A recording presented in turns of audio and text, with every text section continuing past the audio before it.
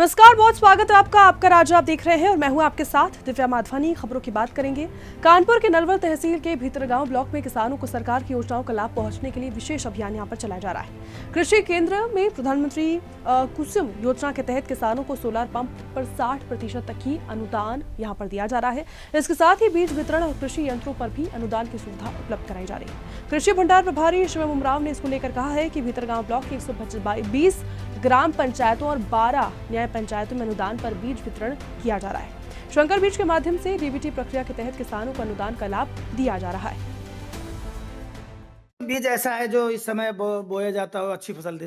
बिल्कुल बिल्कुल, जैसा कि सरकार की बहुत अच्छी योजना के तहत हमारे पास संकर बीजों के बीज उपलब्ध हैं। अच्छा, जैसे कि बाजरा और ज्वार का जो संकर बीज क्या अभी तक यहाँ कोई बोया है कि नहीं बोया है? हाँ, बहुत बोए हैं और अच्छा। हमारे पास प्रदर्शन में भी इसका है। जैसे कि हमारे जेके एसेट 22, ये जेके सीड्स कंपनी है, ये बहुत अच्छी कंपनी है और इसका हमारे पास नोटिफाइड वैरायटी है। ये हमारे पास लगातार पिछले 5 सालों से बहुत ही शानदार प्रदर्शन कर रही है और ये यहाँ पर आपको जो है अनुदानित का संपर्क कर रहे हैं। इसके साथ साथ ये हाइब्रिड बाजरा का है, कावेरी सुपर बॉस, ये जो है 50 से 80 का बीज यहाँ पर आप देख पाएंगे। जैसे कि यहाँ पर आप देख पा रहे हैं ज्वार है, बाजरा है, मिलेट्स भी हमारे पास मौजूद है। अरहर की फाउंडेशन बीज आया हुआ, अगर कोई किसान भाई काली अरहर का प्रयोग के साथ साथ देख सकते हैं। पास नई वैरायटी आई है, पहली बार बीज भंडारों पर उपलब्ध। अच्छा, पहली बार आई है। पहली बार तो इस पे कुछ विशेष तरीके से बोने का की सब्सिडी भी दे रही है इसमें। बीज और कुछ दवा नहीं आए। अच्छा, दवा भी मिल जाती है। अच्छा, कौन से इस समय फसल किए हो? इस समय बाजरा बोए जा रहे हैं। अच्छा, क्या नाम है आपका? राम सागर, राम सागर। कहाँ के रहने वाले हैं? तिवारीपुर। अभी जमीन है, जमीन के आधार पे मिलता है। तो किसान का घर क्यों कहा आपने? तो किसान का घर ही है। हमारे पास 3 बीघे तो 3 बीघा के बीज मिलेगा। मतलब जिसके पास नहीं भी है, अगर वो बटाई के लिए तो उसको भी तो बीज मिलता है। अच्छा, कहते हैं अधिकारी बैठे रहते हैं, हवा खाते रहते हैं। नहीं, अधिकारी इतने कर्मशील हैं कि वो रात दिन किसानों की सेवा में लगे रहते हैं।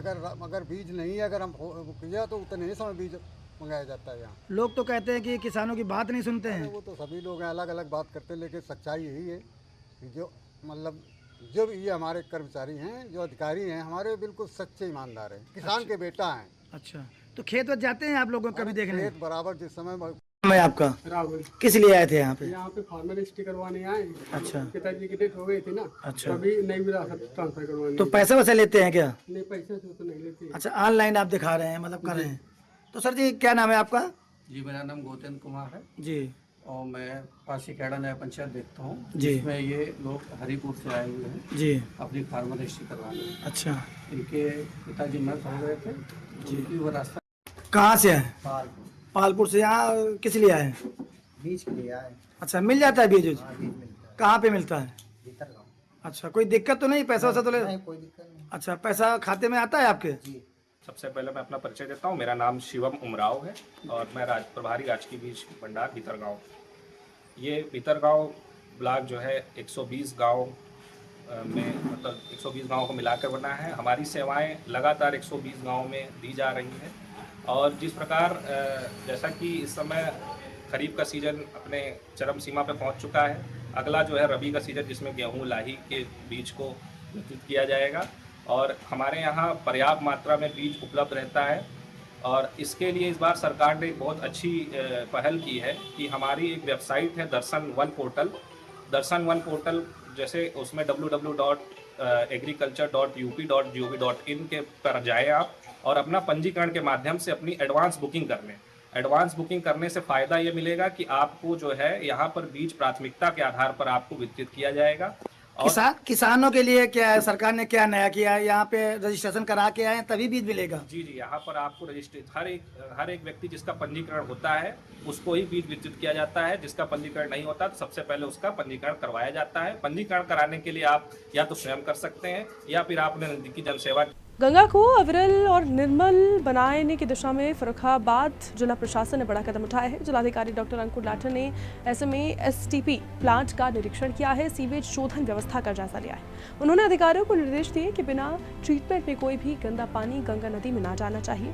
वहीं बरसात को देखते हुए शहर के प्रमुख नालों की सफाई समय में कराने के निर्देश भी दिए गए ताकि जलभराव की समस्या से लोगों को राहत मिल सके। जिलाधिकारी ने कहा कि गंगा की स्वच्छता में किसी प्रकार की लापरवाही बर्दाश्त नहीं की जाएगी। STP प्लांट का निरीक्षण किया गया, क्या दिशा निर्देश दिए गए? देखिए, ये 17 एमएलडी का एसटीपी का प्लांट है। एक नाले का भी निरीक्षण किया गया था जो कि पीडी महिला डिग्री से आता है और उसी नाले का पानी यहाँ से आके ट्रीट होके आगे गंगा जी में जाता है। तो जो एसटीपी का जो प्लांट है ये देखा गया कि कैसे कार्य करता है और आगे सभी निर्देशित किया गया कि जो नालों की सफाई है वो अच्छे ढंग से किया जाए, डीसिल्टिंग अच्छे ढंग से किया जाए ताकि उनका मैक्सिमम कैपेसिटी में पानी यहाँ आ सके और ट्रीट होके वो गंगा जी में डाला जा सके। अमरोहा में गजडौला में मुख्यमंत्री सामूहिक विवाह योजना के तहत भव्य आयोजन किया गया है। आपको बता दें, शिव इंटर कॉलेज में आयोजित कार्यक्रम में करीब 200 जोड़े विवाह के पवित्र बंधन में बंधे। कार्यक्रम के मुख्य अतिथि धनोरा विधायक राजीव दरारा रहे। सरकार की योजना के तहत नवनिर्वाहित जोड़ों को आर्थिक सहायता के साथ शादी से जुड़े जरूरी सामान भी उपलब्ध कराए गए। मुख्यमंत्री सामूहिक विवाह योजना के अंतर्गत योजना इस कार्यक्रम में करीब 200 जोड़ों ने नई जिंदगी की शुरुआत की। योजना के तहत प्रत्येक जोड़े के खाते में 64,000 रुपए की सहायता राशि भी दी गई, जबकि 2,100 रुपए और विवाह से संबंधित सामग्री भी उन्हें उपलब्ध कराई गई। आज कितने जोड़े शादी के बंधन बंधे हैं? देखिए, आज धनौरा विधानसभा के गजरौला नगर में विधानसभा स्तरीय मुख्यमंत्री सामूहिक विवाह का आयोजन हुआ। उत्तर प्रदेश के माननीय मुख्यमंत्री जी के आशीर्वाद से और हमारे समाज कल्याण मंत्री आदरणीय श्री असीम अरुण जी ने एक अच्छा आयोजन के लिए यहाँ पर कहा और सीडीओ साहब के नेतृत्व में हमारी समाज कल्याण अधिकारी ने एक अच्छी व्यवस्था की है, जिसमें 200 जोड़े हिंदू और मुस्लिम रीति रिवाज के अनुसार विवाह बंधन में बंधे हैं। उत्तर प्रदेश के माननीय मुख्यमंत्री जी का पूरा प्रयास ये रहता है कि किसी भी स्तर पर नीचेले पायदान पर रहने वाले व्यक्ति को कहीं कोई परेशानी ना हो। वो बिल्कुल अंतिम पायदान पर रहने वाले व्यक्ति की चिंता करते हैं, उसी तरह से देश के प्रधानमंत्री जी चिंता करते हैं। उसी का आज एक यहाँ पर उदाहरण देखने को मिला है। आप देख रहे हैं कि कितनी बरसात हो रही है, उसके बीच भी एक बढ़िया पंडाल जो वाटर प्रूफ है उसका लगाकर 200 जोड़ों को विवाह बंधन में बांधने का कार्य किया गया है। मैं धन्यवाद करता हूं उनका और जितने भी विवाह बंधन में जोड़े बंधे हैं उनको बहुत बहुत शुभकामनाएं देता हूं। उनका जीवन खुशहाल रहे और एक साथ ही एक निवेदन करता हूं कि ऐसे प्रधानमंत्री और मुख्यमंत्री जो सभी बेटे और बेटियों की चिंता करते हों, देशवासियों की चिंता करते हों, वो हमेशा प्रधानमंत्री और मुख्यमंत्री के रूप में रहने चाहिए और भविष्य में भी कमल खिले, तभी अच्छा वातावरण रहेगा। पुनः बहुत बहुत बधाई, बहुत शुभकामनाएं। कानपुर के घाटमपुर क्षेत्र में वर्षों से जर्जर पड़ी फतेहपुर दक्षिण से सेन जाने वाली सड़क के निर्माण के बाद स्थानीय लोगों ने राहत की सांस ली। ग्रामीणों का कहना है कि पहले बरसात के दौरान इस मार्ग पर आवागमन बेहद कठिन हो जाता था और मरीजों को अस्पताल पहुंचाने में परेशानी का सामना करना पड़ता था। अब सड़क बनने के बाद लोग बारिश के मौसम में भी बिना किसी दिक्कत के सफर कर रहे हैं। स्थानीय लोगों ने सड़क निर्माण के लिए विधायक अभिजीत सिंह सांगा की सराहना की है और कहा है इस कार्य से क्षेत्र की लंबी जो समस्या है, उस समय से आ रही जो समस्या था उसका समाधान हमें मिल चुका है। क्या नाम है आपका? राजू शर्मा। अच्छा, ये सेन से फतेहपुर की रोड थी, ये बहुत खस्ता हाल थी। बरसात 2 दिन से हुई है, किस तरीके की रोड है? अब तो अच्छी है, पहले तो बहुत खराब रोड थी, जाने के लिए घंटों लगते थे, अब तो 5 मिनट में आदमी कानपुर पहुंच जाता है। अच्छा, हाँ। क्या कहेंगे विधायक जी के लिए? बहुत अच्छा काम कराया है विधायक जी ने। हाँ, कौन है विधायक जी? अभिजीत सिंह सांगा। अच्छा, तो रोड अच्छी हो गई? बहुत अच्छी है। शहर से लेकर गांव तक जोड़ने वाली सड़क जो लोग बेहतर जिंदगी जी रहे थे, आज उस सड़क का निर्माण हुआ और आज जो इस समय जो बरसात चल रही है और इस बरसात में लोग निकलने के लिए दुश्वार हो जाते थे, सोचते थे, घंटों सफर लग जाता था जो आज 5 मिनट लगता है। हमारे बीच में जो राहगीर हैं, भैया आपका क्या नाम है? मेरा डॉक्टर इंद्रपाल।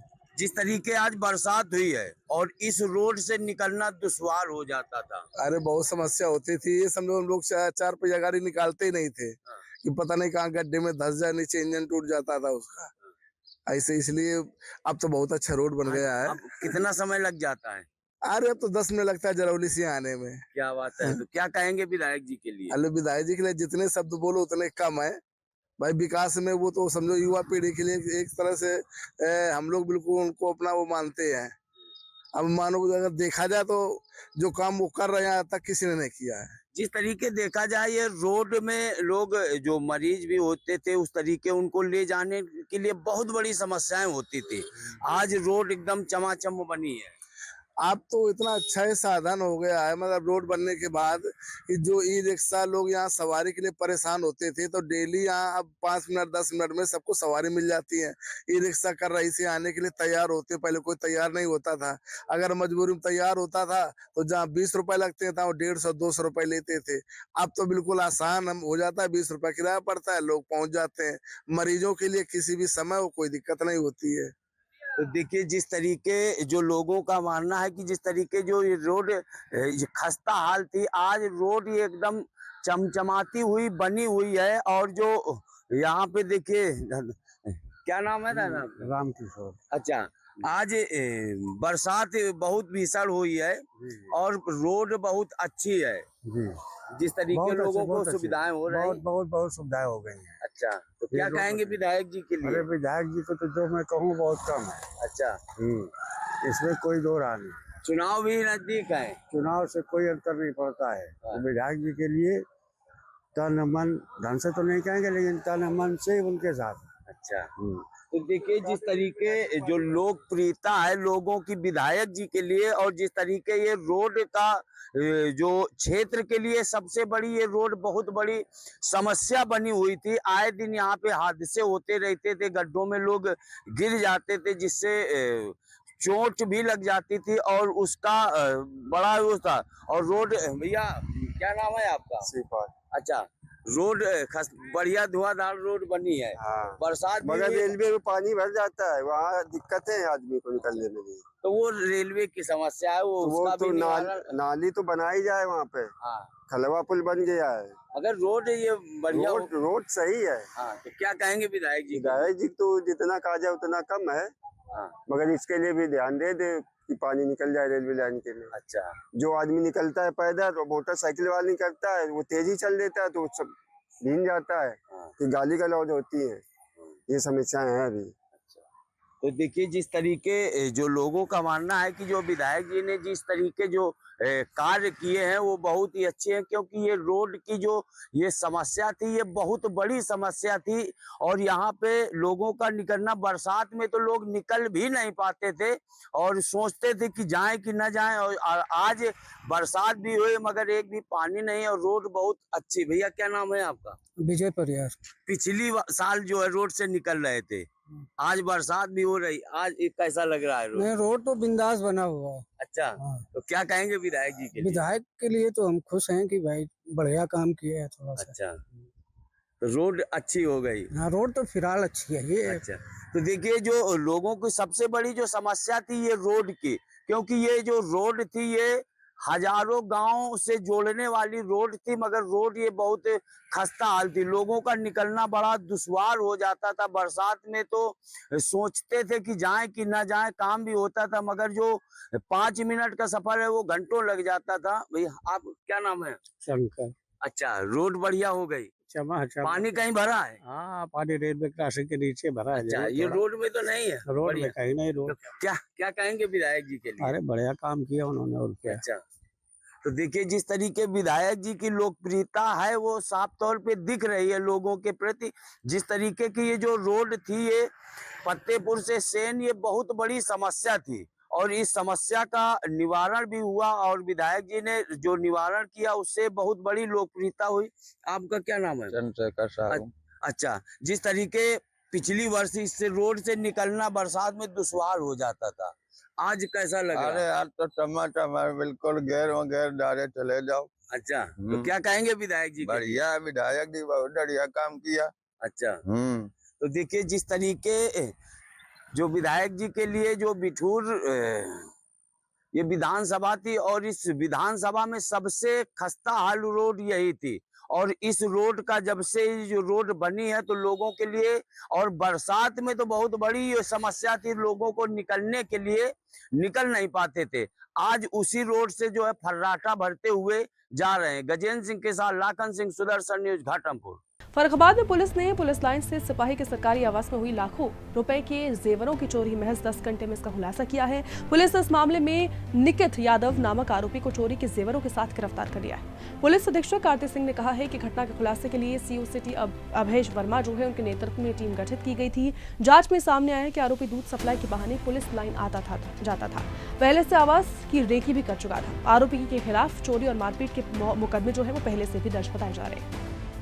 दिनांक 7 जुलाई को हमारे पुलिस ऑफिस में तैनात एसआई लेखा शुभम त्रिवेदी द्वारा ये बताया गया कि उनके सरकारी आवास पे जो गहने हैं उनकी चोरी हो गई है। उनसे पूछताछ पे तथ्य सामने आया है कि 3 दिन पहले उनके यहाँ एक नया दूधी आया था जो दूध देने आता था और उनको संभवतः शक उसी पे है कि वही उसी ने चोरी की है। पूछताछ पे टीम का गठन किया गया और जब संबंधित अभियुक्त से पूछताछ की गई तो लगभग सभी जो भी जेवरात थे उनकी बरामदगी सुनिश्चित की गई। 15 लाख के जेवरात थे जो उसने चोरी किए थे। इसका भूतपूर्व इतिहास है। पुराने मुकदमे में मारपीट, चोरी और 9/25 आर्म्स एक्ट में भी ये जेल जा चुका है। तो 100% बरामदगी है। लगभग 15 लाख के ज्वेलरी है जो कि बरामद की गई है। चोरी करने वाला एक ही थे या और भी कोई चोरी करने वाले थे या एक ही आदमी है चोरी करने वाला? इससे पहले भी क्या इसके इतिहास रहा है? 5 आपराधिक मुकदमे हैं इसमें। 9/25 आर्म्स एक्ट का है, चोरी का है और मारपीट के मुकदमे हैं इन पे। और उत्तर प्रदेश के बुलंदशहर में पुलिस ने 1 करोड़ 83 लाख रुपए की साइबर ठगी का बड़ा खुलासा किया है। पुलिस ने इस मामले में मास्टरमाइंड सतीश भारद्वाज को गिरफ्तार कर फर्जी कंपनी के जरिए देश भर में फैले ठगी के नेटवर्क का पर्दाफाश किया है। आरोपी के कब्जे से मोबाइल फोन समेत फर्जी कंपनी से जुड़े 27 अहम दस्तावेज बरामद हुए हैं। आपको बता दें, एसपी क्राइम नरेश कुमार ने कहा है कि आरोपी ने अपने साथी के साथ मिलकर फर्जी फर्म बनाकर लोगों से करोड़ों रुपए ठगे। पुलिस अब पूरे नेटवर्क और फरार आरोपी की तलाश कर रही है। साइबर अपराध एवं अपराधी पर लगातार बुलंदशहर साइबर थाना कार्रवाई कर रहा है। इसी क्रम में आज एक साइबर फ्रॉडस्टर जिसका नाम सतीश भारद्वाज है वो गिरफ्तार किया गया है। इस व्यक्ति का संबंध मील अकाउंट से है। मील अकाउंट से संबंधित एक मुकदमा साइबर थाने में पंजीकृत हुआ था। इस मील अकाउंट के माध्यम से तकरीबन 1 करोड़ 83 लाख साइबर फ्रॉड हुआ था और इस अकाउंट के खिलाफ विभिन्न राज्यों में 9 शिकायतें फर्स्ट लेयर के अकाउंट में पंजीकृत थी। इसमें जो आरोपी पकड़ा गया सतीश भारद्वाज, इसके साथ एक और व्यक्ति इसका साइबर फ्रॉडस्टर कृष्ण व्रत जो कि दिल्ली पुलिस द्वारा ऑलरेडी जेल भेजा चुका है। सतीश भारद्वाज को हमने पकड़ा है, इसको हम जेल भेज रहे हैं। इस संबंध में ये दोनों ही व्यक्ति नरसेना में रहते थे। वहीं पर उन्हें एक कंपनी कृष्ण व्रत जो कंपनी का नाम है बिजनेस वेंचर प्राइवेट लिमिटेड के नाम से एक कंपनी एक ज्वाइंट खाता खोला था और उस खाते का दुरुपयोग साइबर फ्रॉड में किया गया।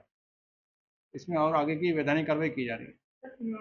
इस पर क्या तो पुराना आपराधिक इतिहास है इसका और क्या तो बरामदगी की है? इसका लंबा चौड़ा आपराधिक इतिहास में लगभग 5 मुकदमे ऑलरेडी इस पर दर्ज हैं साइबर फ्रॉड के और इसके पास से इसका मोबाइल फ़ोन बरामद हुआ है और जो अकाउंट जो ज्वाइंट अकाउंट था जिसके माध्यम से साइबर फ्रॉड किया गया उससे संबंधित दस्तावेज जैसे Aadhaar card, PAN card, account form इसके पास से मोबाइल में इसके सब सेव थे, वो हमने प्राप्त किया है। इस बात पर पुष्टि हो रही है ये आरोपी इसमें शामिल था।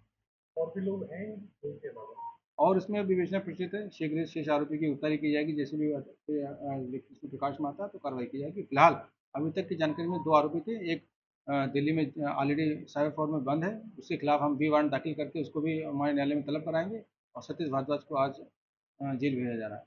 और कानपुर में एक गर्भवती महिला के साथ कथित मारपीट का गंभीर मामला सामने आया है। पीड़ित दंपति का आरोप है कि मुकदमा वापस ना लेने पर दबंग उन्हें जबरन घर से उठाकर ले गए और बेरहमी से पीटा है। महिला का कहना है कि वह 2 महीने से गर्भवती थी। पेट पर लात मारने से उसका गर्भपात हो गया है।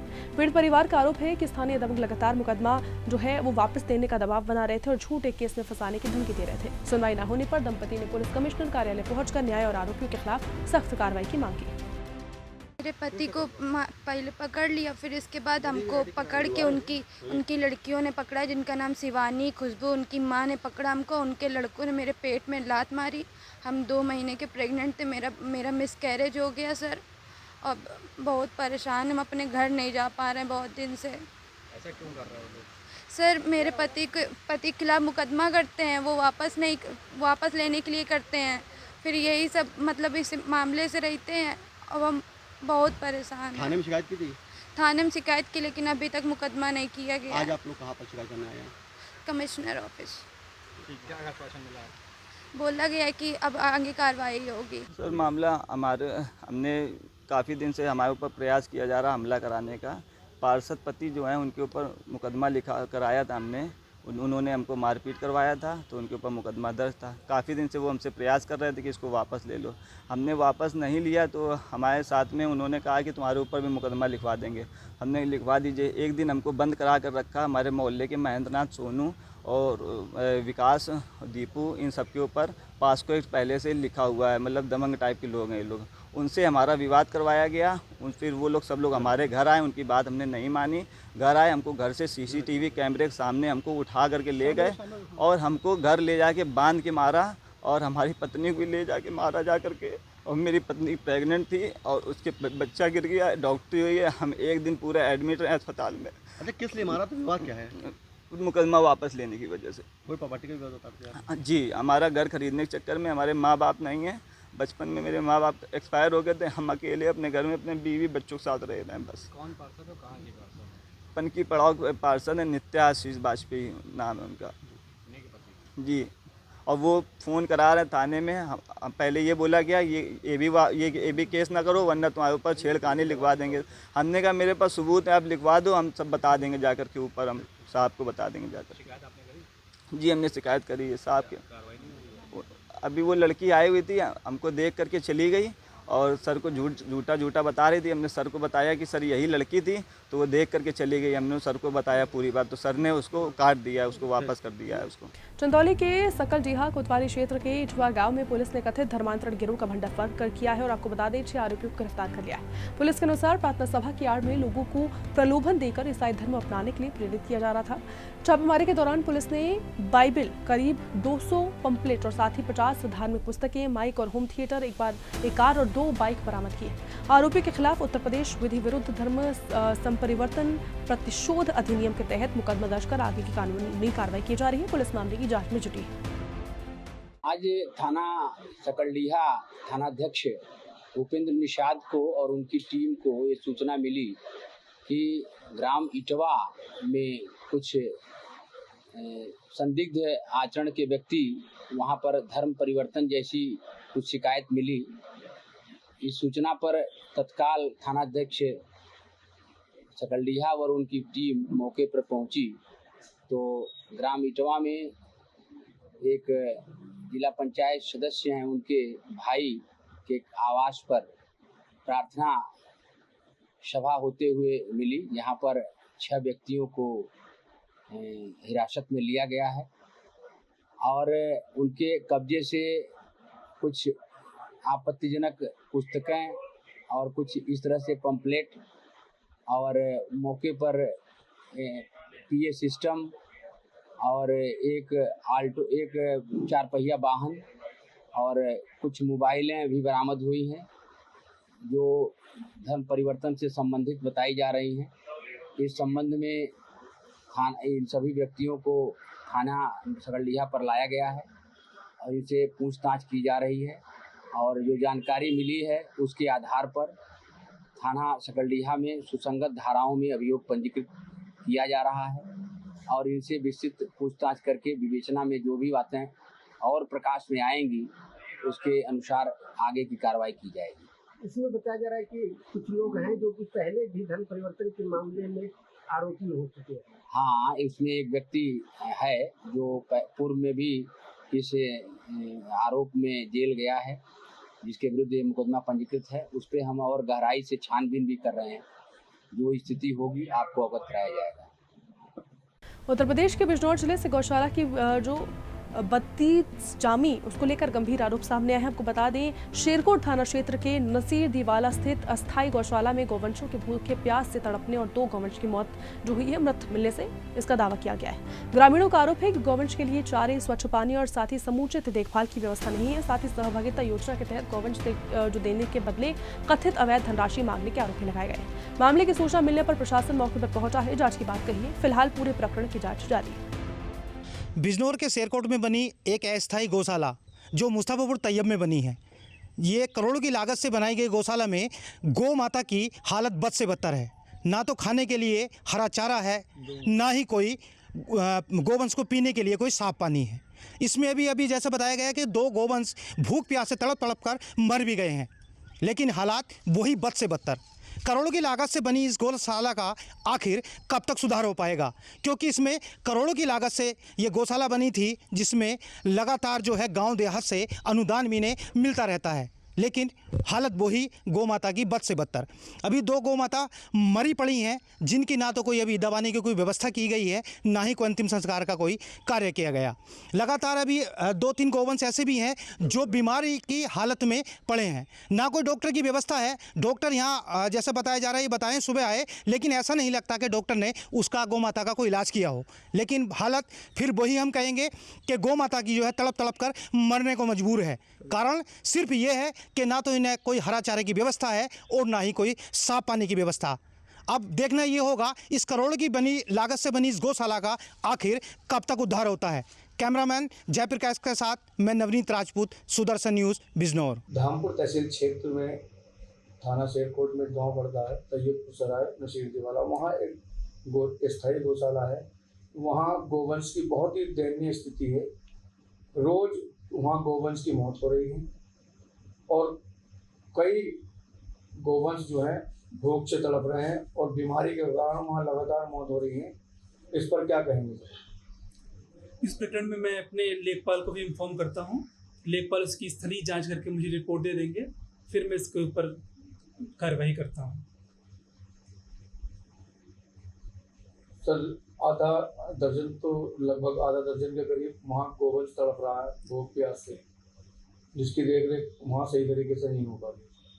ठीक है, जैसे ही जांच मेरे पास आती है लेखपाल की, मैं संबंधित विभाग को कार्रवाई के लिए अग्रसाइत कर दूंगा। एक चीज और सर, कुछ किसानों ने आरोप लगाया है कि उन सहभागिता में जो है उन्हें 20,000 रुपए देके गोवंश लिए गए थे। वहाँ उन्होंने गोवंश दिए हैं 20,000 रुपए, जिसकी एक स्लिप मैंने आपको भी दिखाई भी है। 3,000 रुपए लेके उन्होंने 3 जो है बछड़े दिए हैं। क्या कुछ कहना चाहेंगे? एक बार स्थलीय जांच आ जाती है, उसके बाद ही मैं आगे मैं कुछ कह पाऊंगा। एक बार रिपोर्ट आ जाती है, उसके बाद में फिर आगे कार्रवाई के लिए करूंगा।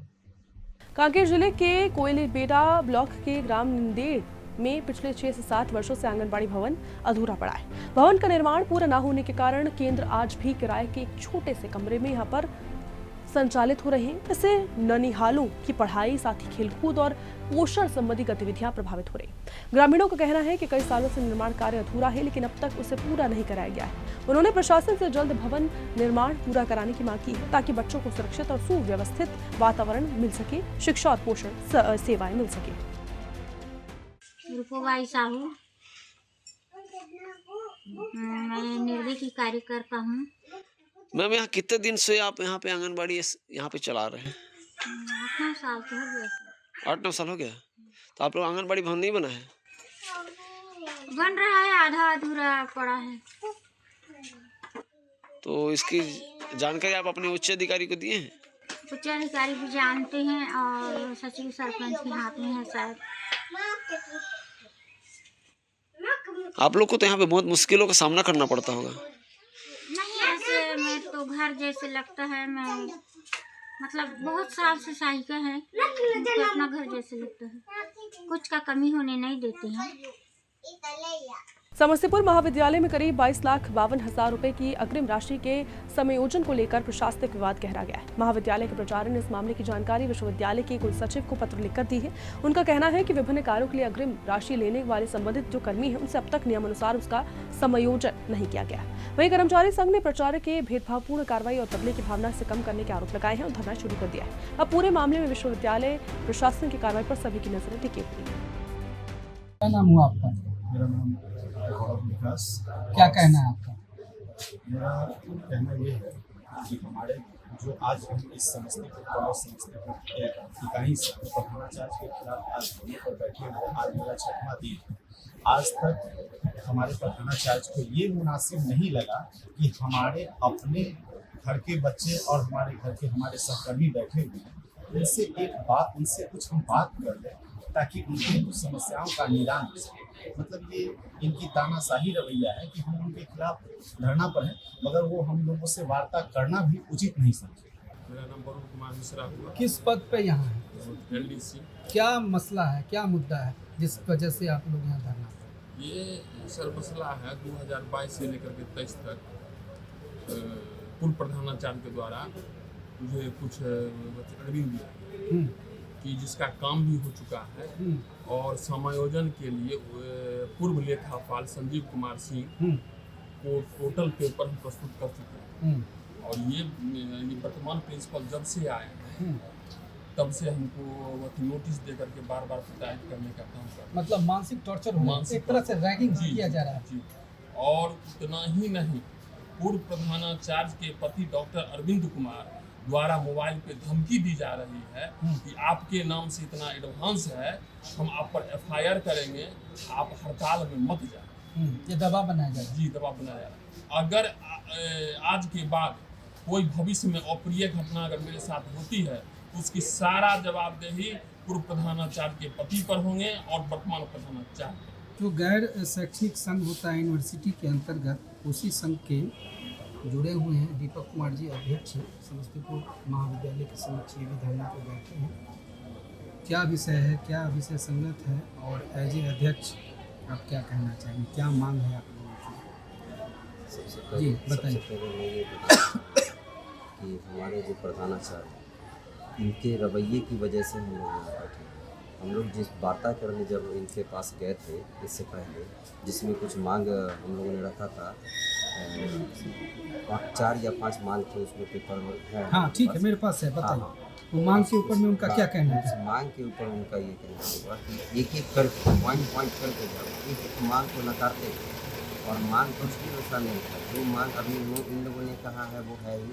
तो एक संजीव कुमार सिंह है, उनका अकाउंटेंट के पद पे 2024 में ही उनका अकाउंटेंट के पद पे विश्वविद्यालय द्वारा प्रमोशन पदोन्नति किया गया, ठीक है, लेकिन उनको नहीं योगदान कराया गया। और भी सारे मुद्दे थे जो उसमें है, कहा गया, लेकिन एक भी मांग पे उनका सहमति नहीं बना और कुछ नहीं। और उनकी तरफ से यह जवाब मिला कि आप लोग जितने लोग हैं, आप ऐसा करिए संजीव जी कि आप मेरे खिलाफ धरना दीजिए, आप मेरे पे FIR कीजिए, आप आंदोलन कीजिए, आप केस कीजिए, तब जाकर ही आपका ये मुद्दा का निदान होगा, नहीं तो हम कुछ नहीं। इसलिए आप लोग कर रहे हैं? बस इसी वजह से हम लोग इस धरना पर बैठे हैं। सर ने कहा तो हमने कहा कि ठीक है, आदेशानुसार। जी जी, उन्हीं के आदेशानुसार। मेरा नाम संजीव कुमार सिंह है। इस कॉलेज में किस पद पर?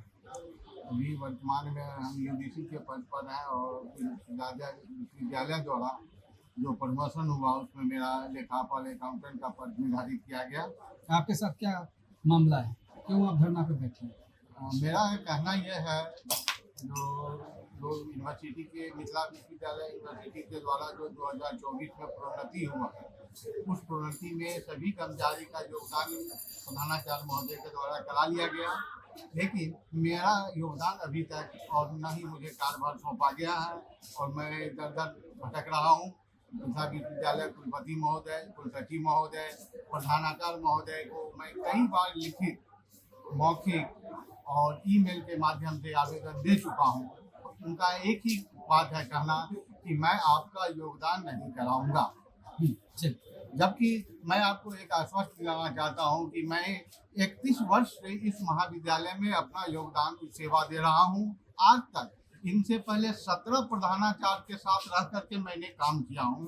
ये हमारे समय में 18वां प्रधानाचार्य है, लेकिन ऐसे तानाशाही रवैया का प्रधानाचार्य आज तक हमने नहीं देखा और न मैं चाहूँगा कि इस महाविद्यालय में ऐसे तानाशाह प्रधानाचार्य फिर दोबारा कोई आवे। अभी सबसे पहले तो हम आपके ये चैनल को धन्यवाद देते हैं कि आपने इस वित्तीय अनियमितता के संदर्भ में हमसे जानकारी चाहा है।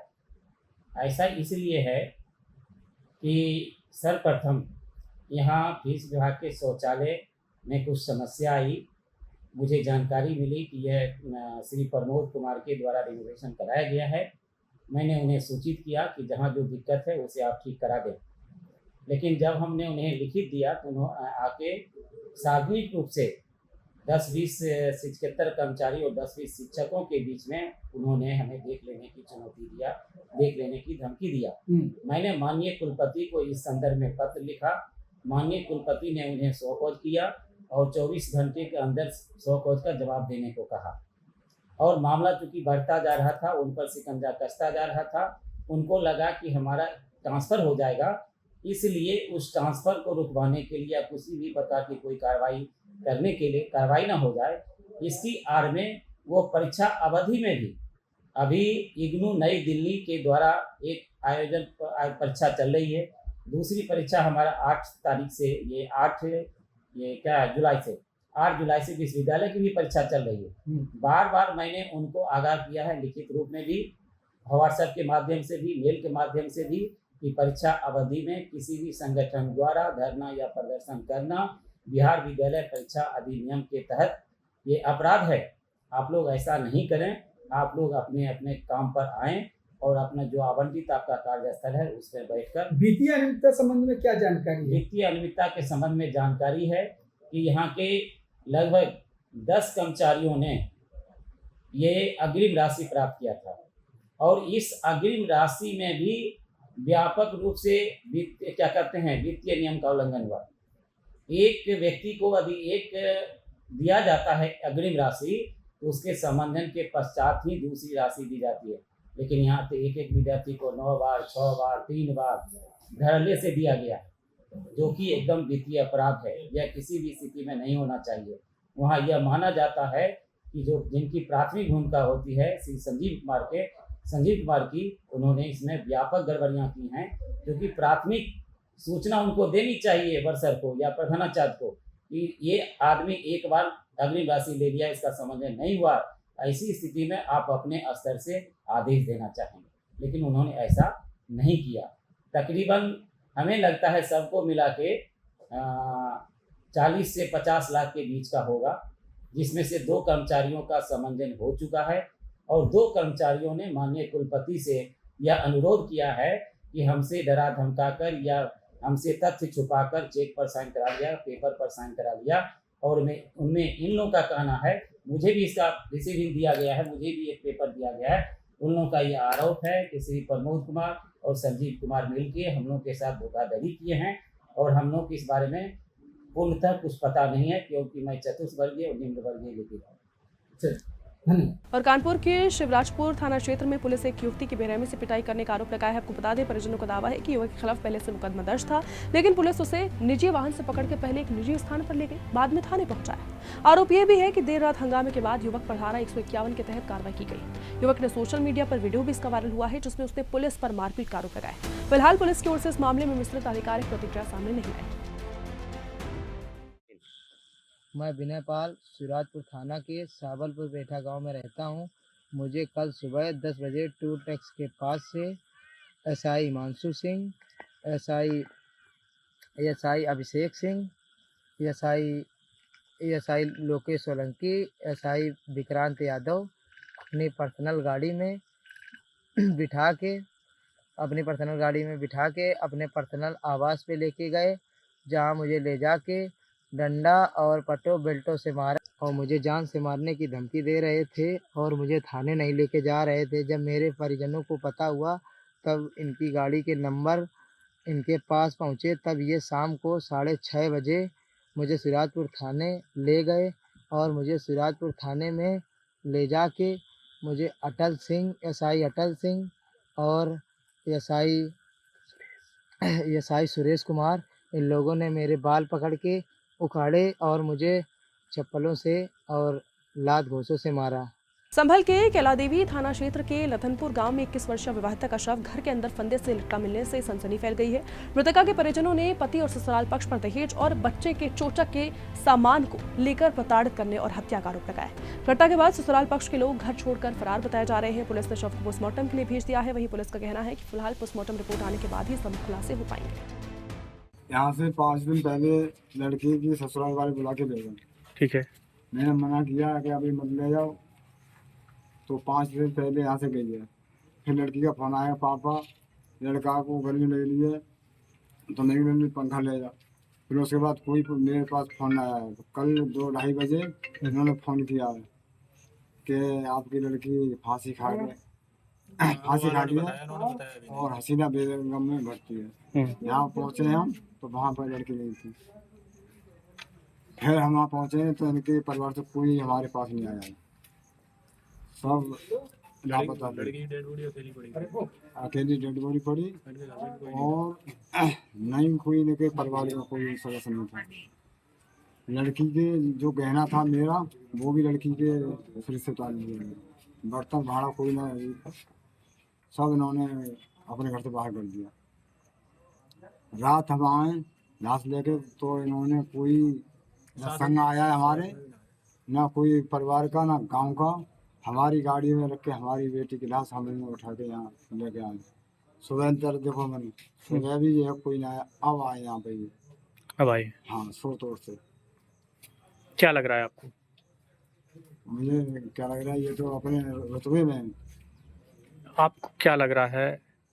जैसे वो कह रहे हैं बीमार थी। नहीं, कोई बीमार नहीं थी, भागे क्लेश थी। जी मांगते दहेज, जी मेरी श्रद्धा थी वो मैंने दिया था। फिर लड़की को प्रताड़ित करते थे कि ये नहीं दिया वो नहीं दिया, तो मैंने कोई मेरा वजूद था उतना मैंने दे दिया।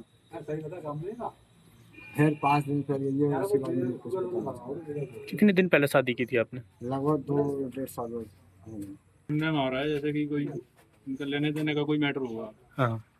अब पता नहीं 5 दिन पहले गांव में थी लड़की, 5 दिन पहले ही 2-3-4 दिन पहले ही बुला के ले गए। 4 दिन पहले हम तो परिवार के ही हैं इनके, पता चला कल की ऐसा ऐसा हो गया। ये बता रहे हैं कि सामान भी दे के भेजा था इन्होंने, तब पहले भी डिमांड रही होगी इनकी, बता रहे हैं ये। पता नहीं क्या हो गया, ये सब कैसे हुआ है उनको पता होगा। क्या चाहते हो आप लोग? क्या चाहते हैं हम तो कुछ भी नहीं चाहते।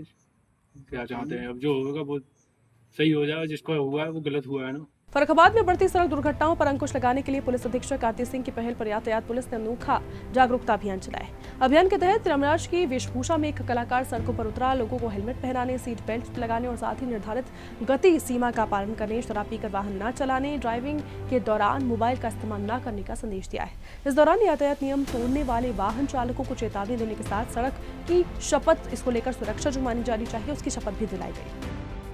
फतेहगढ़ पुलिस अधीक्षक ने अनोखी पहल की है, जिससे यातायात को नियमों को जानकारी देने के लिए सड़क पर कैमराज उतारे गए हैं। पुलिस अधीक्षक बात करें किस तरह से लोगों को जागरूक किया जा रहा है, किस तरह से लोगों को जागरूक किया जा रहा है? हाँ, देखिए, जैसा कि हम सब जानते हैं पूरे देश में लगभग सालाना 1.5 से 2 लाख लोगों की मौत जो है रोड एक्सीडेंट्स में होती है।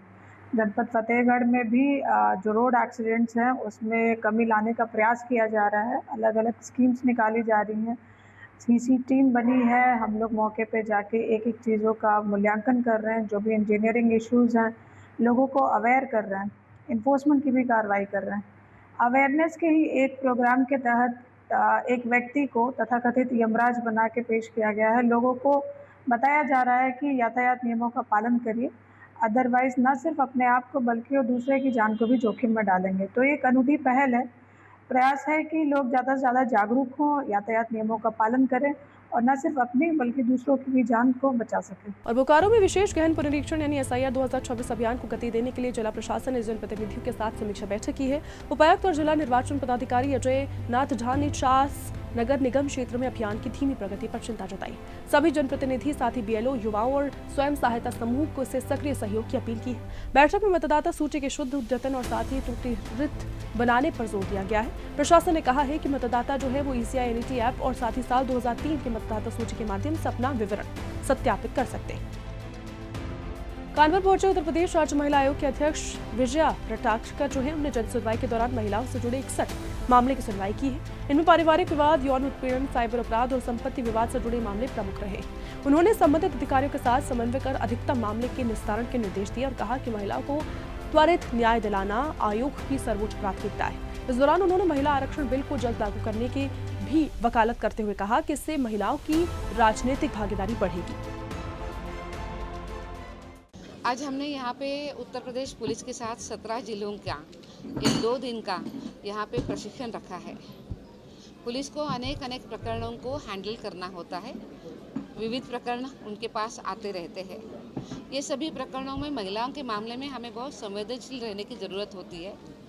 उसी के साथ साथ अब बहुत ज़्यादा क्राइम का रूप भी बदल रहा है, तो उस क्राइम को देखते हुए नए तरीके की टेक्नोलॉजी और नॉलेज भी हमें अडॉप्ट करना होता है। ऐसे अनेक विषयों पर आज हमने उनके साथ बात करी है। 2 दिवसीय प्रशिक्षण में इस अनेक विषयों को हम लेकर आएंगे। महिलाओं से संबंधित जो कानून है उसकी बारकाइयाँ, उसकी जो डिटेलिंग है वो तो हम उनको बताएंगे, पर उसी के साथ साथ किस तरीके से महिलाओं को न्याय दे सकते हैं, वो कैसे संवेदनशील रह सकते हैं और नए टेक्नोलॉजी का उपयोग वो किस तरीके से करते हुए हम जल्दी से जल्दी उनको न्याय देने की प्रक्रिया में आगे बढ़ सकते हैं। ऐसे अनेक विषयों पे 2 दिन में बात होने वाली है। उसी के बाद आज हमने जो डिस्ट्रिक्ट एडमिनिस्ट्रेशन है उनके साथ जिले में जो लोकल कमेटी है जो पॉश कानून के अंतर्गत बनी हुई है और उसी के साथ साथ जो इंटरनल कमेटी बनी है उन इंटरनल कमेटी का भी आज हमने यहाँ पे ट्रेनिंग किया है। ज़िले की हर एक क्षेत्र की हर एक ऑर्गेनाइजेशन की इंटरनल कमेटी स्ट्रांग बने, उस इंटरनल कमेटी का ट्रेनिंग हो जाए और प्रत्यक्ष रूप में उस इंटरनल कमेटी में उनके पास जो कंप्लेंट्स आती है वो कंप्लेंट्स का हेयरिंग अच्छे तरीके से करे। और उसी के साथ साथ हर साल में उन्होंने अपनी जो एनुअल रिपोर्ट है वो एनुअल रिपोर्ट उन्होंने कलेक्टर को, लोकल कंप्लेंट कमेटी को देनी है। इस तरीके से आज हमने उस ट्रेनिंग में बात करी है। मुझे विश्वास है कि महिलाओं को अच्छा वातावरण देने के लिए, कामकाजी महिलाओं को आगे बढ़ाने के लिए ये पॉश कानून बहुत अच्छे तरीके से काम करेगा। मैम, कहीं पर निरीक्षण महिलाएं भी नहीं रहती है, जिसके कारण जो पीड़िता है उनको उच्च अधिकारियों के पास जाना पड़ता है और उसके बाद FIR दर्ज होती है। ऐसी कोई जानकारी मेरे पास नहीं है, पर अगर आप कहते हैं तो मैं ज़रूर उसके बारे में मैं जानकारी ले लूँगी और कुछ कमियां हैं तो वो कमियों को तुरंत दुरुस्त करने के लिए बताऊँगी।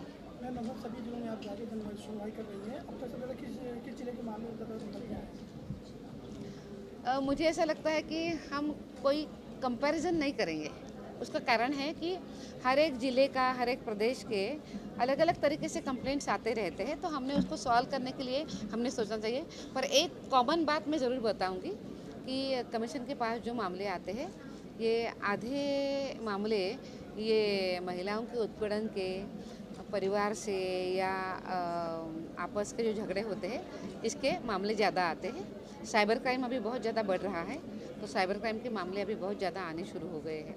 मैम, अंतिम प्रश्न ये है कि महिला आरक्षण बिल को लेकर पिछली बार बिल गिरा, लेकिन कहीं ना कहीं अब सरकार के पास लगभग उम्मीद जताई जा रही है कि बहुमत पूरा होगा, तो क्या आप महिला हैं, क्या कैसे देखते हैं इस प्रकरण को और महिला आरक्षण बिल कितना कुछ जरूरी होगा? महिला आरक्षण बिल तुरंत लागू करने की बहुत ज़रूरत है। देश की महिलाएं बहुत आशाओं के साथ ये बिल आएगा ये सोच रही है, देख रही है। मैं इतना ही केवल कहूँगी कि हमारी देश की महिलाएं केवल सहभागी करता नहीं है, वो नेतृत्व करता है और हमने 30 साल से इस बिल का इंतज़ार किया है। अब बहुत जल्दी ये बिल होने का ज़रूरी है और मुझे विश्वास है कि सरकार जल्दी से जल्दी ये बिल अब अच्छे तरीके से पारित करके महिलाओं को न्याय देगी और उनका मुख्य प्रवाह में आते हुए उनको जगह भी बनाएगी। एटा में जिलाधिकारी ने रेलवे माल गोदाम में से उर्वरक वेयरहाउस तक पहुंचकर खाद्य आपूर्ति व्यवस्था का निरीक्षण किया है। उन्होंने अधिकारियों को किसानों तक समय पर उर्वरक उपलब्ध कराने के निर्देश दिए। डीएम ने कहा है कि रैक से वेयरहाउस और वहां से सहकारी समितियां तक उर्वरक परिवहन जो है उसकी डिजिटल मॉनिटरिंग की जाएगी। ट्रकों की आवाजाही के वीडियो भी अपलोड किए जाएंगे जिससे पूरी प्रक्रिया पारदर्शी बनी रहे। उन्होंने स्पष्ट किया है कि खाद्य वितरण में किसी भी प्रकार की लापरवाही बर्दाश्त नहीं की जाएगी और पर्याप्त उर्वरक भंडारण सुनिश्चित करने के निर्देश दिए गए। राजस्थान के जालौर जिले के भीनमाल शहर थाना क्षेत्र के एक सरकारी वरिष्ठ अध्यापक पर ट्यूशन के बहाने युवती के साथ दुष्कर्म करने का और अश्लील वीडियो बनाकर ब्लैकमेल करने का आरोप लगाया है। पीड़िता की शिकायत पर पुलिस ने विभिन्न धाराओं मामला दर्ज कर लिया है, जांच शुरू कर दी है। आरोप है कि साल 2023 में प्रतियोगी परीक्षा की तैयारी के दौरान शिक्षक ने युवती को घर बुलाकर दुष्कर्म किया, आपत्तिजनक फोटो वीडियो बनाए। पीड़िता का कहना है कि इन्हीं वीडियो के जरिए धमकाकर करीब 2 सालों तक उसका लगातार शारीरिक शोषण किया गया। पुलिस पूरे मामले की जांच में जुटी हुई है। वहाँ पर मानिंगाराम जी मुझे पढ़ाने आता था और मुझे बोला कि मैं ट्यूशन पढ़ाता हूँ, एक्स्ट्रा क्लास के लिए मेरे घर पे आ जाना। तो फिर मानिंगाराम जी ने जब कॉल किया तो फिर मैं घर पे गई। घर पे कोई नहीं था। और वहाँ पर आकर और उन्होंने अपने बाहों में पकड़ लिया और मुझे बोला जैसा जैसा करता हूँ वैसे वैसे कर, नहीं तो मैं तेरे को जीएनएम के अंदर ख्याल करवा दूंगा। और उन्होंने मेरी इच्छा के विरोध उसने मेरे साथ बलात्कार किया। और फिर भी मैं सब कुछ सुनकर अपने घर पे चली गई और घर पे भी लोगों से किसी से कोई बातचीत नहीं की। कुछ दिनों के बाद में फिर सब कुछ सुनकर फिर मैंने लाइब्रेरी ज्वाइन की पढ़ाई करने के लिए। तो वहाँ पर मानिंगाराम जी आए और मुझे बोला कि तू उस दिन मेरे घर पे आई थी तो मैंने तेरा वीडियो बनाया है, जैसा जैसा मैं कहता हूँ वैसा वैसा कर, अगर तूने नहीं किया तो मैं तेरा ये वीडियो वायरल कर दूंगा। और लाइब्रेरी के अंदर मानिंगाराम जी ने अलग अलग दिनांकों पर कई बार मेरा शोषण किया है और कई बार उसने मेरे साथ गलत काम किया। फतेहपुर के थरिया गांव कस्बे में एक मोबाइल दुकान पर अराजक तत्व द्वारा हमला किए जाने का मामला सामने आया है। आरोप है कि मुंह पर कपड़ा बांधकर पहुंचे 3 लोगों ने दुकान संचालक के साथ लाठी डंडों से जमकर मारपीट की है। दुकान में तोड़फोड़ भी की गई।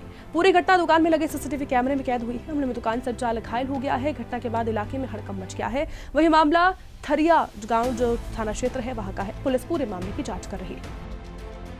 बिहार के दरभंगा में अपराधियों ने एक बार फिर से पुलिस को खुली चुनौती दे डाली है। आपको बता दें, बहेड़ी थाना क्षेत्र के निमेठी चौक पर एयरटेल कंपनी के कर्मी संजीव कुमार सिंह को बाइक सवार 2 बदमाशों ने गोली मार दी। हमले में गोली उनके जबड़े के पास और दूसरी कंधे में लगी है, जिससे उनकी हालत गंभीर बनी हुई है। स्थानीय लोगों की मदद से उन्हें डीएमसीएच में भर्ती कराया गया है। घटना के बाद इलाके में लोगों ने प्रदर्शन भी किया। मौके पर ग्रामीण एसपी साक्षी कुमारी समेत कई थानों की पुलिस पहुंची। पुलिस ने ऐसे में खोखे बरामद की है। सीसीटीवी फुटेज के आधार पर जाँच शुरू कर दी। 8 बजे रात में यहाँ पर गोली चलता है। इस रोड में इससे पहले भी चला था और वहाँ से आ रहा था लहरिया साइड से और एक घर के नजदीक आकर के उसको गोली मारा गया। यहाँ घर निमेठी उसी का मेरा चचेरा भाई है। अच्छा, उसको मारा गया है 8 बजे के लगभग में गोली। और किसी से उसको दुश्मनी नहीं है, कुछ किसी तरह का कोई अति नहीं, विवाद नहीं है, तब मारा गया है। समझिए कैसे चलेगा ये।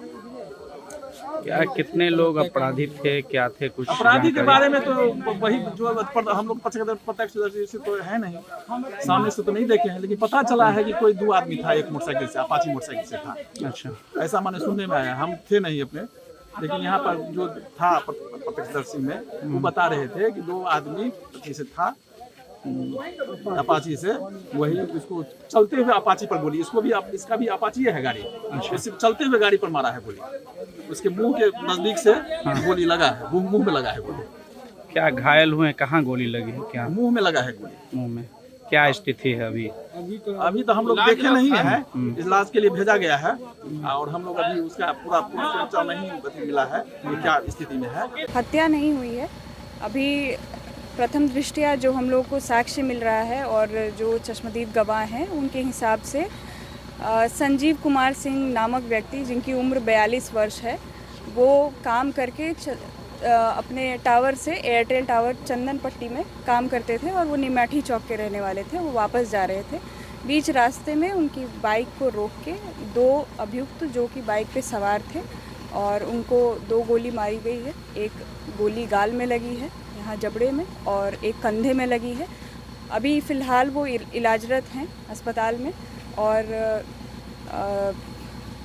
इसका अभी हम लोग को जानकारी नहीं वैसी मिल रही है कि किस कारण से किया गया है, लेकिन हम लोग इस संदर्भ में जांच कर रहे हैं और जितनी जल्दी हो सकेगा हम खुलासा करके आप तक पहुंचाएंगे। घटनास्थल से क्या कुछ बरामद हुआ? घटनास्थल से खोखा बरामद हुआ है और ब्लड सैंपल्स और मोटरसाइकिल पे भी कंट्रोल सैंपल और खून के धब्बे हैं, उनको भी बरामद किया गया है और एफएसएल की टीम यहाँ पे पहुँच गई है और सारी प्रक्रिया हम लोग कर रहे हैं। अब इससे पहले भी यहाँ ट्रिपल हत्याकांड हुआ था। क्या लगता है पुलिस को चुनौती मिल रहा है इसी इलाके में बार बार? इसी जगह आप अभी हाल फिलहाल ही आए हैं, क्या कुछ पुलिस की आप सुरक्षा व्यवस्था को लेकर तैयारी रहेगी? इस को लेके एक समीक्षा मैं कर लेती हूँ और जैसा आप लोग बता रहे हैं कि ये पहले से अपराध यहाँ पे ज़्यादा हो रहा है, तो इस संदर्भ में हम लोग गश्ती यहाँ पे बढ़ाएंगे और आसपास आसूचना संकलन करेंगे।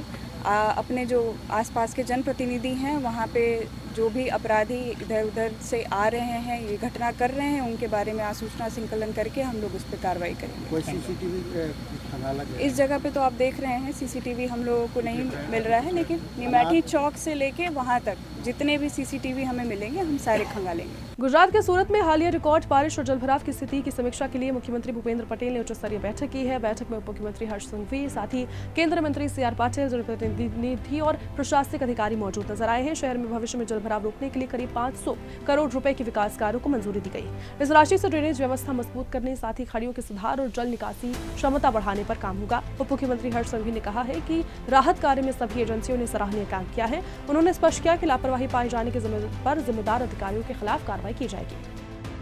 7 तारीख को सूरत एवं दक्षिण गुजरात में भारी बारिश होने के कारण सूरत शहर के कई क्षेत्रों में बाढ़ का सामना करना पड़ा। पिछले कई सालों के डेटा जब देखा जा रहा है तो ये 7 तारीख को इतने सालों के इतिहास में इतने कम समय में सबसे ज्यादा बारिश ये सूरत ने फेस की है। ये अपने आप में बहुत ही चैलेंजिंग टाइम था। सूरत के नागरिकों ने साथ में मिलके एक दूसरे को मदद करके ये कठिन समस्याओं में से बाहर लाने में बहुत ही मददगार हुए। सरकारी विभाग जहां पहुंच पाया वहां भी लोगों ने साथ में मिलके मेहनत की, मदद की, और जहां नहीं भी पहुंच पाया वहां पे भी सूरत के लोगों ने साथ में मिलके ये समस्याओं में से बाहर निकलने के लिए एक टीम के तौर पे काम किया।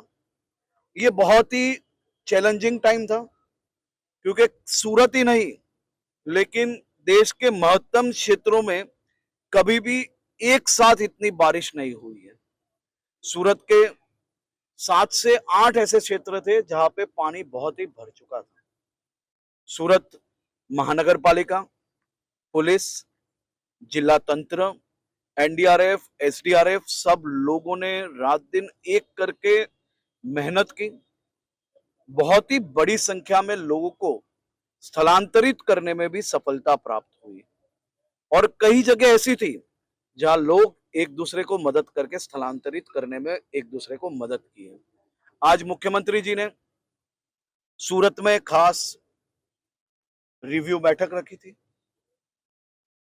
खाड़ी के कारण पानी जहां जहां भरा वो आने वाले समय में ऐसी समस्या वापस ना आए, और भूतकाल में अगर ये हुआ था तो ये वक्त वापस क्यों हुआ उसके लिए एक खास तौर पे जांच करने का आदेश दिया है।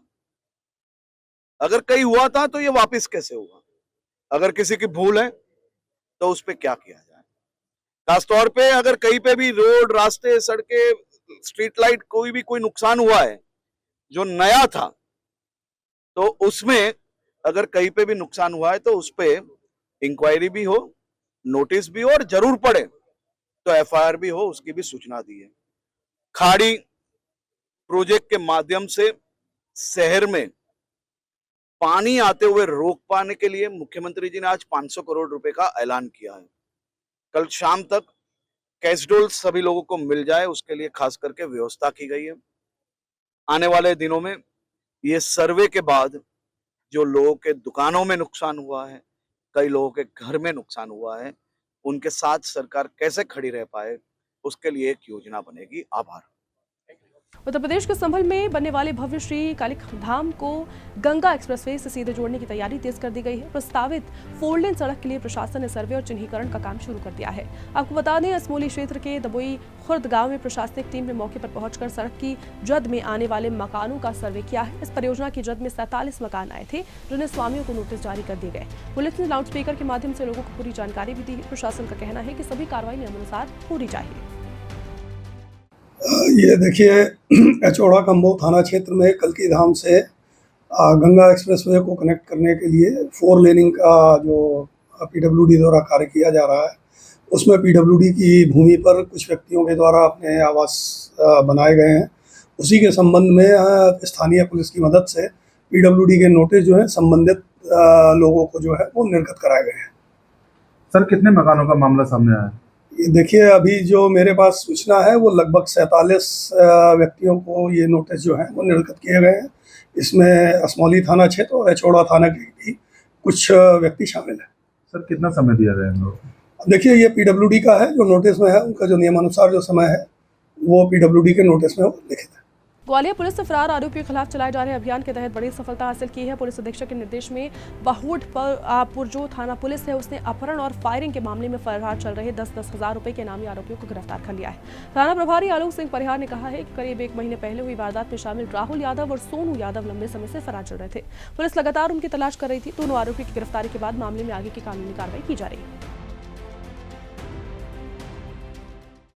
विगत दिनों एक अपहरण प्लस फायरिंग की घटना हुई थी, जिसमें आरोपी 2 शेष रह गए थे, जो राहुल यादव और सोनू यादव।